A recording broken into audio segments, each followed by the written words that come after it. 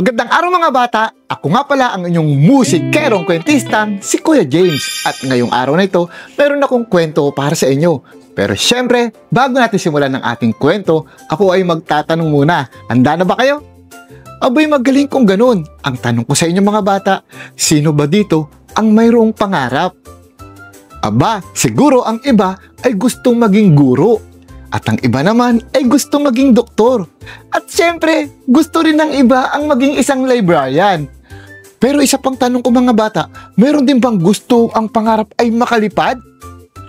Tamang-tama, may kinalaman yan sa ating kwento. Kaya ano pang hinintay nyo? Tara, simulan na natin ang kwento.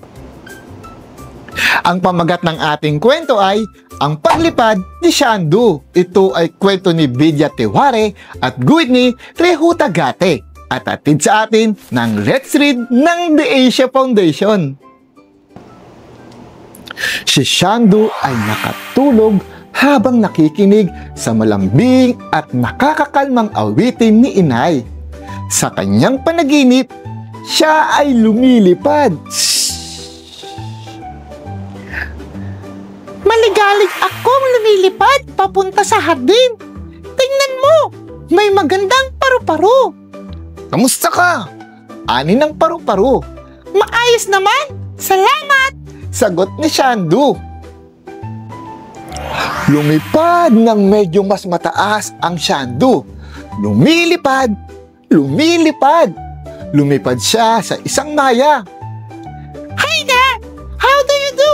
Tanong niya. Napakahusay! Salamat! Sabi ni Shandu. Lumipad pa ng mas mataas si Shandu. Lumipad pa siya ng lumipad at nakilala niya ang isang agila. Kumusta, aking kaibigan? Ani ng agila. Maayos naman, sagot ni Shandu. Lumipad pa ng mas mataas si Shandu.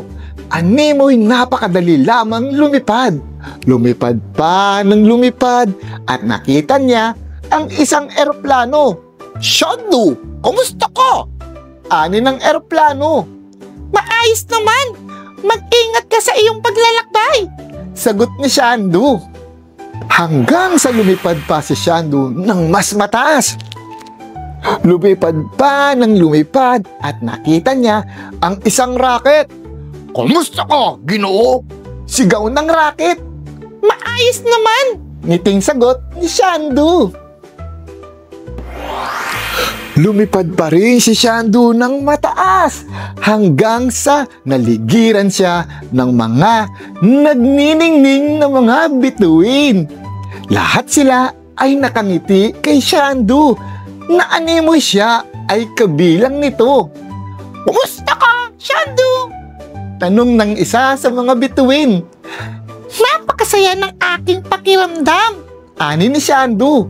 Biglang nanginig at umalog ang mga bituin. Ginising ng kanyang ina si Shandu. Magandang umaga. Kamusta ang iyong pakiramdam? Niyakap niya ng mahigpit ang kanyang ina at magaang loob niyang sinabi, maganda at maayos na po ang aking pakiramdam, Inay! At dyan nagtatapos ang ating kwentuhan ngayong araw na ito. Muli ako ang inyong musikerong kwentistang si Kuya James na nagsasabing, mga bata, lagi kayong magdadasal at magbabasa ng libro. Dahil sa National Library of the Philippines, mag-e-enjoy kayo dito. Hanggang sa muli, paalam! Pero teka lang, mukhang inaantok na ako ha. Gusto ko rin munang matulog para managinip na lumilipad. Paalam!